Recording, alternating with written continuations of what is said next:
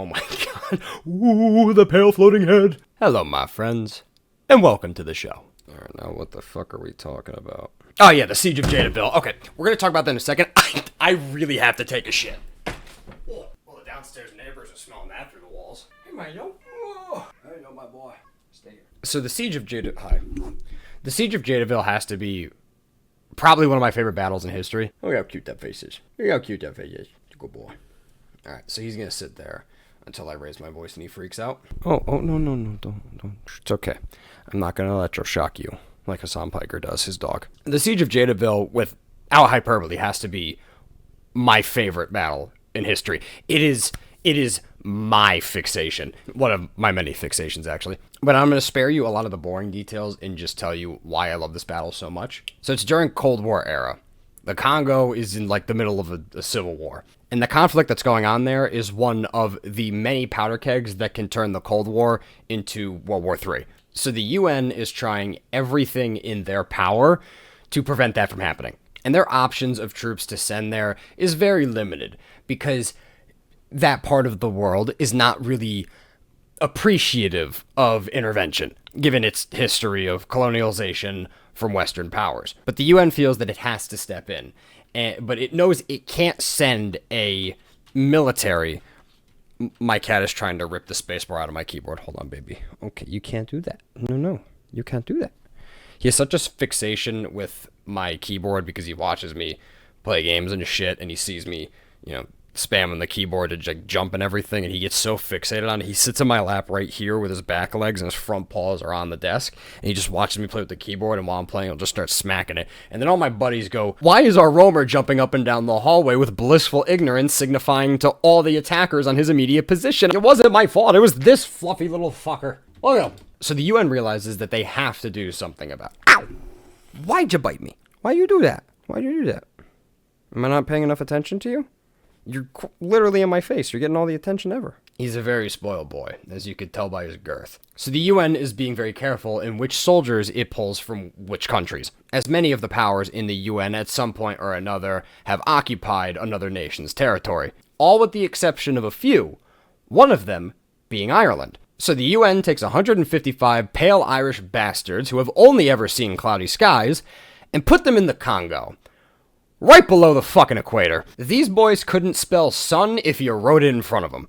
And these 155 Irish peacekeepers are veterans of inexperience. Not a single one of them have ever seen active combat. Actually, a majority of the Irish military hasn't seen active combat, other than the ones that had a proclivity for blowing up cars in Northern Ireland. And they were to be stationed in Jadotville, which is this little tiny compound in the Congo. And their whole purpose is to literally just be a presence there. Their presence is expected to keep the peace. Now, if you're really good at picking up on foreshadowing, that's not what happened, because what would shortly follow their arrival was one of the most intense battles in UN history. By the way, most of these Irish lads were like only 20 or so years old, with them being led by a man named Patrick Quinlan, who has also not seen combat, but he is a bookworm, and none of them respected his authority at first. Hell, neither would I. He's a fucking nerd. But he was brilliant, and he was well versed in the art of war. So as soon as they arrived there, Quinlan realized that this position is extremely fuckable. In the words of Tyrion Lannister, you give him 10 good men, they'd impregnate the bitch. There's someone that really wants to say hello to you guys. Oh, I know. I'm sorry. He likes to complain a lot. Go that way. Not the center of attention, buddy? I know. So with Quinlan setting up all of these defenses, digging trenches, fortifying buildings, whole 9 yards, other UN units were mocking Quinlan for overreacting. But all those fortifications that Quinlan had his men dig and set up are arguably the only reason any of them made it home. So when the battle begins, the 155 Irish soldiers had to fend off an attacking force of 3,500 men. And this army that's attacking them is this coalition of mercenaries that were hired by a Belgian mining company. And this coalition is made up of Belgian, French, Cantonese, and some Russian mercenaries that are so confident that they're going to squash this small platoon of 155 men that they just begin this all-out frontal assault. So confident that they're just running forward while firing and screaming. Their officers are right in the front lines and out in the open, completely unaware that the Irish are perfectly ready for this. So the Irish had strategically placed snipers, they had guys on guard in case of a flank, they had strategically placed trenches that allowed them to be protected from all directions as well as fire in all directions. And they were under strict order to have trigger discipline as they only had a limited supply of ammo and needed to make every shot count. So for the mercenaries, their frontal assault was immediately mowed down. Their officers were picked off by snipers, disorganizing the mercenaries, causing them to have to retreat, regroup, figure out a new plan. They'd attack again. Same thing would fucking happen. They used mortars. They tried scumbag tactics. They would have strafing runs from a fucking jet. And during this entire multi-day siege, not a single Irish bastard would die. So for multiple days, the cycle continued. They'd attack, they'd get fucked up, they'd retreat, they'd attack again, they'd get fucked up, they'd retreat. Like Sisyphus, they were bound to hell, and they were living the definition of insanity. What caused this battle is typical political bullshit. There was a fracturing of the governments,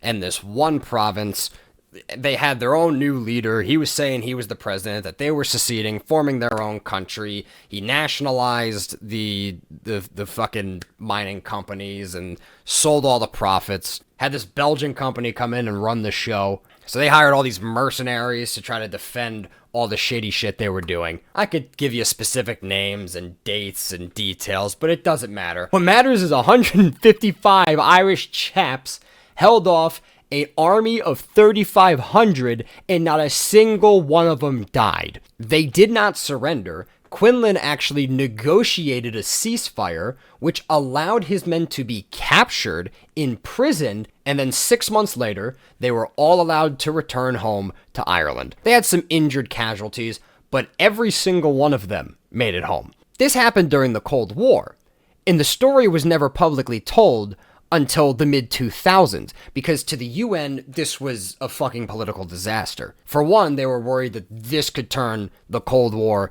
into World War III, and to the Irish, the deal that was brokered between Quinlan and the mercenaries, even though it was a ceasefire, it was pretty much a surrender, so it was embarrassing to them. By all accounts, they left those boys to die in Jadotville. They didn't send them any aid, they sent them no air support.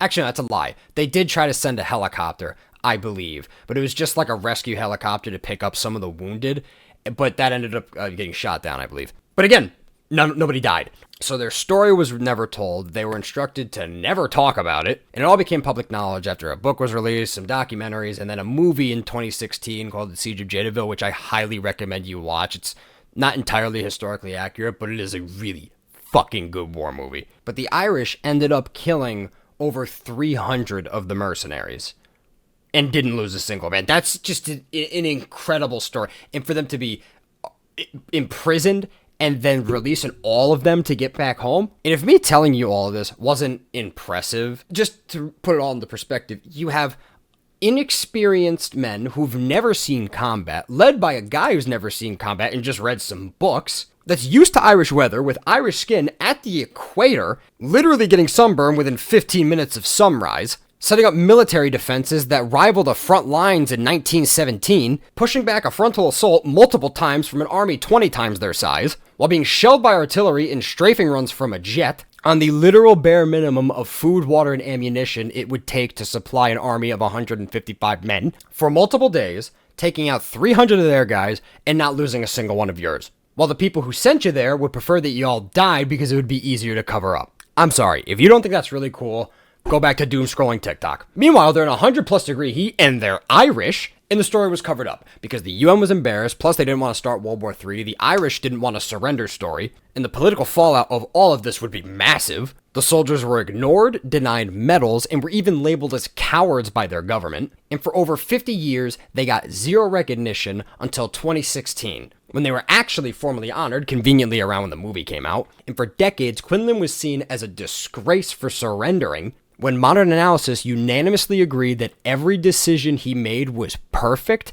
and likely saved all 155 of those Irish boys' lives. And around this time, not during the siege, this is when the Secretary General of the UN was flying to the Congo to negotiate a ceasefire when his plane crashed mysteriously. Many believe, including me, that the plane was shot down by the Cantonese, and that the CIA, MI6, and Belgian intelligence knew about this, but just decided to cover up and say that it was an accidental crash. Because had they said that the Cantonese shot down that plane, that would have escalated tensions in the Congo, possibly leading to World War III. And the amount of times during the Cold War that things like this happened that almost sparked World War III is insane. I can dedicate a whole series to that. But yeah, that's the Siege of Jadotville, and to me, that's up there among like the Battle of Thermopylae, which is 300, and the Alamo, but they're actually successful this time. There's very few battles in global history where a group has been that outnumbered and won with no casualties. Anyway, that's all I have for you. Thank you so much for taking time out of your day. Love you and see you next time.